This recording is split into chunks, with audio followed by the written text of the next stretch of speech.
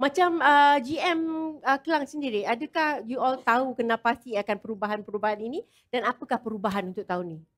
Okay, so kita GM Kelang pun kita ikut trend juga. Hmm. Macam pemborong-pemborong GM Kelang sendiri, bila tiba raya tu macam kedai-kedai baju raya, diorang akan cepat catch up dengan design yang terbaru.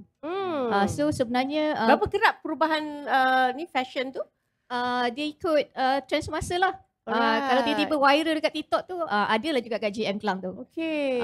So dia ada juga macam pengunjung-pengunjung tetap yang diorang nantikan setiap desain baru daripada kedai tu. Pengunjung-pengunjung ni adakah pemborong atau individu? Dia dua. Sama ada peniaga-peniaga bazar yang diorang nak ambil dulu, borong, diorang tapau dulu and then diorang jual balik kat bazar. Ada juga pengunjung-pengunjung yang beli untuk di-share-sharekan.